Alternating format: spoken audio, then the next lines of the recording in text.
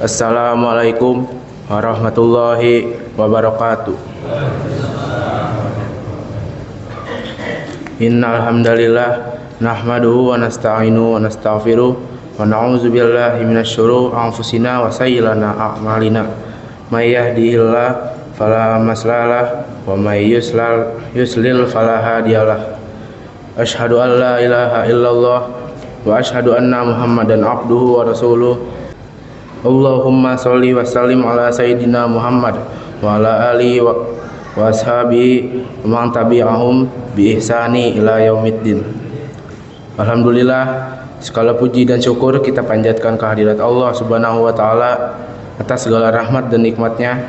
Kita dapat menjalankan ibadah di malam ini, yaitu malam ke-16 bulan Ramadan 1444 Hijriah atau 6 April 23 Masehi. Salawat serta salam tidak lupa kita sampaikan kepada junjungan kita Nabi Muhammad sallallahu alaihi wasallam, kepada keluarganya, sahabatnya, serta umatnya hingga akhir zaman. Kaum muslimin rahimakumullah, sebelum kita melaksanakan ibadah sholat tarawih berjamaah malam ini, izinkan kami sebagai MC menyampaikan beberapa pengumuman. Yang pertama, yang bertindak sebagai petugas pada malam ini adalah saya sebagai MC, Bapak Haji Ahmad Kosasi sebagai imam sholat isya, dan Ustadz Fatul Amam sebagai imam sholat tarawih, kultum, dan witir. Adapun Dede Abdul Salam sebagai Bilal. Alhamdulillah semuanya telah berada di tengah-tengah kita. Sementara itu, untuk petugas pada esok malam adalah Ammar Malik sebagai MC, Bapak Tanuri sebagai imam sholat isya, dan Ustadz Rurah Haji Nur Hasan sebagai imam sholat tarawih, kultum, dan witir. Adapun M. Irfan sebagai Bilal. Kepada bapak-bapak diharapkan untuk mempersiapkan diri. Yang kedua, laporan hasil pengumpulan infak dan sedekah untuk malam sebelumnya, yaitu Rp510.000. Total hingga malam ini yaitu Rp10.410.000. Untuk itu kami ucapkan jazakumullah khairan kasiron kepada jamaah yang telah menginfakkan hartanya di jalan Allah. Semoga Allah Subhanahu wa taala membalas dengan kebaikan berlipat ganda. Sedekah untuk berbuka puasa di mushola dari warga RT 5, RW 4, dan RW 3. Untuk itu marilah kita baca surah Al-Fatihah. Semoga amal kebaikannya dilipat gandakan oleh Allah Subhanahu wa taala. Al-Fatihah.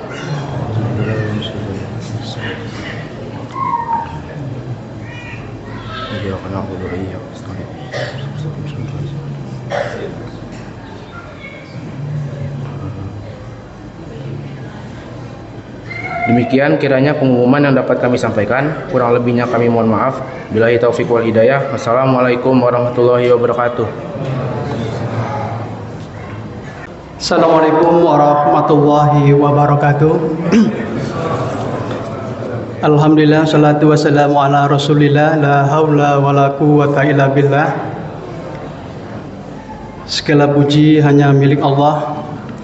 Allah yang menggerakkan kita ke mushola ini, Allah yang memberikan kita kesehatan sehingga kita dapat berkumpul dalam rangka menjalankan salah satu ketaatan kita, yaitu menjalankan sholat isya berjamaah, dan insya Allah akan disusul dengan sholat tarawih berjamaah. Ada beberapa pengumuman. Yang pertama, mulai malam ini jamaah atau DKM Mushola Al-Mushodiq menerima zakat fitrah bapak dan ibu di mushola ini, dan hasil keputusan Basnas, Badan Amil Zakat Nasional, khususnya di Kota Tangerang, kemarin untuk zakat fitrah uang itu sebesar Rp45.000, dan beras seperti biasa 3,5 liter. Dan kalau kita konversikan, kalau di 45.000, kalau dibagi 3,5 berapa? 12.000 lebih ya, 12.000 lebih. Nah, sekarang ada pertanyaan, kalau misalnya saya biasa konsumsi makanan pokok saya beras 10.000 per liter, masih ada nggak 10.000? Masih ada ya? Nah, ya. Jadi panitia Mushola Al-Mushodiq ini juga tidak membatasi bahwa untuk ketetapan Basnas Kota Tangerang menentukan Rp45.000 dan kepada kita jamaah Mushola Al-Mushodiq berapapun yang biasa kita konsumsi, beras yang kita makan itu nilai di bawah Rp45.000 juga nggak apa-apa. Begitu. Jadi untuk malam ini panitia penerimaan zakat fitrah Mushola Al-Mushodiq sudah bisa menerima, dan insya Allah hari H-1 atau H-2 itu sudah distribusikan kepada yang berhak atau mustahik. Demikian pengumuman dari kami. Kami juga mohon bila ada yang mau pulang kampung juga sebelumnya diharapkan zakat fitrah jangan lupa. Demikian informasi ini. Billahi taufik wal hidayah. Assalamualaikum warahmatullahi wabarakatuh. Assalamualaikum warahmatullahi ta'ala wabarakatuh.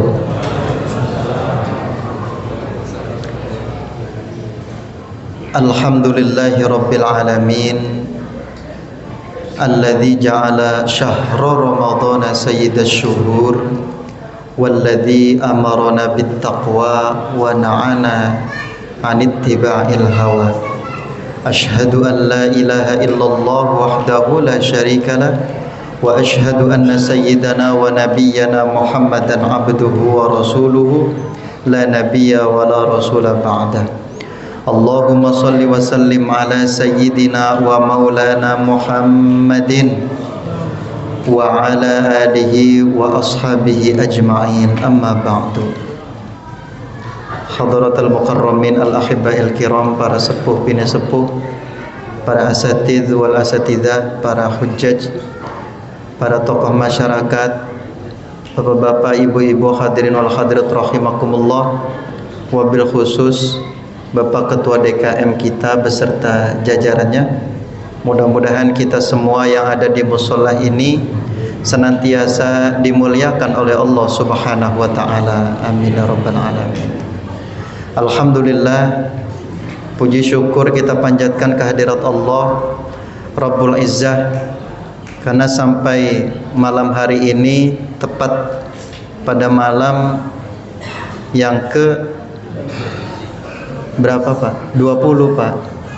Oh, 16. Tadi ada yang nyebut 20. Roman-romannya udah gak sabar pengen lebaran ini.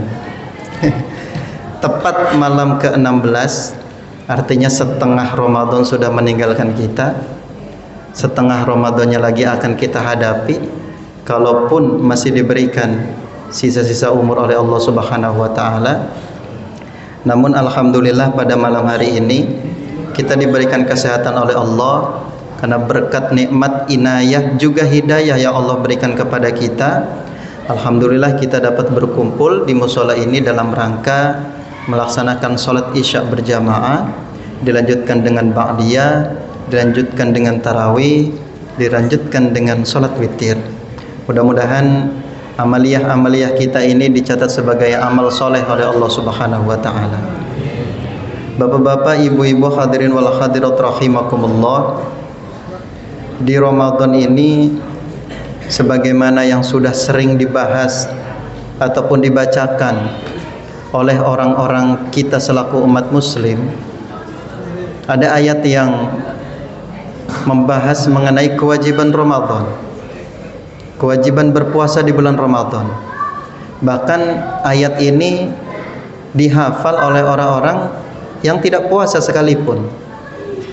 Ayatnya sangat masyhur, ya ayyuhalladzina amanu kutiba alaikumusiyam kama kutiba alal ladzina min qablikum la'allakum tattaqun.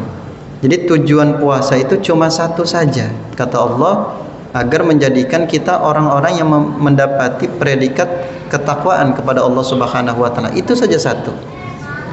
Namun jangan sampai di Ramadan ini apa saja yang sudah Allah fasilitasi untuk kita, namun kita remehkan, kita anggap enteng, sehingga kita tidak mendapatkan apa-apa di bulan suci Ramadan yang penuh berkah ini, yang penuh kemuliaan ini. Jadi kebahayaan meremehkan Ramadan ini sudah tertuang dalam hadis Nabi. Sebenarnya hadisnya ada 3 pembahasan, cuma diantaranya ada pembahasan orang yang meremehkan kehadiran Ramadan. Jadi remeh itu ya dia sekedar puasa tapi masih melakukan perilaku-perilaku yang buruk. Puasa namun tidak sholat, puasa namun perilakunya tidak bagus. Itu maksud yang orang-orang yang meremehkan Ramadan itu seperti itu. Sehingga kata Nabi Muhammad, ada 3 poin dalam hadis ini. Kata Nabi, raghima anfu rajulin liman dzukirtu indahu falam yusolli alaiha. Itu yang pertama. Raghima anfu rajulin, rugi sekali, celaka sekali bagi orang, liman dzukirtu indahu, ketika disebutkan namaku di sisinya, ketika telinga dia mendengar namaku, akan tetapi lam yusolli alayya, dia tidak mau membaca sholawat kepadaku, kata Nabi. Jadi itu celaka sekali. Sekali lagi, bagi orang yang mendengar nama Nabi Muhammad sallallahu alaihi wasallam namun dia tidak mau membaca sholawat kepada Nabi Muhammad, itu adalah orang yang paling celaka di dunia ini. Yang kedua, kata Nabi, raghima anfu rajulin liman dakhala alaihi Ramadan summan salakho, kemudian qabla ayyul farolah. Rugi sekali bagi orang, kata Nabi, yang mendapati bulan suci Ramadan, yang didatangi oleh bulan Ramadan, sehingga Ramadan itu sudah habis masanya, summan salakho, Ramadannya sudah habis, sudah masuk Syawal, ternyata qabla ayyul farolah, ternyata kita belum mendapatkan ampunan oleh Allah Subhanahu wa taala. Jadi itu sangat rugi sekali. Apa akibat sebabnya ketika kita tidak mendapatkan ampunan Allah? Karena kita meremehkan amaliyah-amaliyah di bulan Ramadan ini, Pak. Ya gitu ya, Bu. Meremehkan amaliyah-amaliyah di bulan Ramadan. Bulan Ramadan hanya puasa, menahan lapar dan minum saja, menahan makan dan minum saja, menahan dahaga dan lapar saja, namun tidak menahan hal-hal yang tidak yang dilarang oleh Allah Subhanahu wa taala. Sehingga kata Nabi, raghima anfu rajulin, rugi sekali bagi orang yang meremehkan Ramadan. Sehingga ketika Ramadan itu sudah lewat, qabla ayyul farolah, kita tidak mendapatkan ampunan dari Allah Subhanahu wa taala. Naudzubillah, summa naudzubillah. Mudah-mudahan dengan sisa-sisa Ramadan yang akan kita lewati 15 hari kemudian, mudah-mudahan dengan penuh harap kita kepada Allah, semoga kita mendapatkan apa-apa yang kita harapkan kepada Allah Subhanahu wa taala. Kemudian poin yang ketiga adalah, kata Nabi, raghima anfu rajulin, rugi sekali bagi siapa? Liman adraka indahu abawahul kibara falam yudkhilahu al-jannata. Rugi sekali, kata Nabi, bagi orang yang mendapati kedua orang tuanya al-kibara, yang sudah berusia lanjut, udah sepuh, udah nggak bisa jalan, udah nggak bisa kemana-mana, apalagi beli baju lebaran udah nggak bisa itu. Maksudnya al-kibar itu begitu, udah standby aja di rumah, nggak bisa ngapa-ngapain. Itu anak mendapati orang tua yang seperti itu, rugi sekali bagi seorang anak yang tidak bisa orang tuanya itu memasukkan dia ke dalam surga.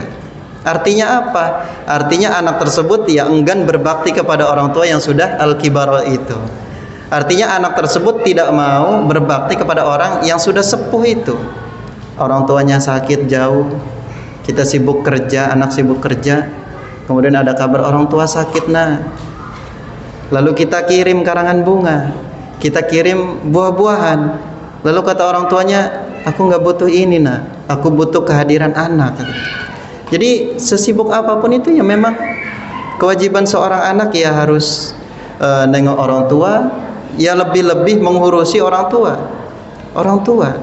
Jadi rugi sekali, kata Nabi Muhammad, bagi seorang anak yang mendapati orang tuanya itu sudah berusia lanjut, sudah sepuh, sudah tidak bisa ngapa-ngapain, namun dia tidak bisa, orang tua tersebut tidak bisa memasukkan anaknya ke dalam surga karena anaknya tidak mau berbakti kepada kedua orang tuanya.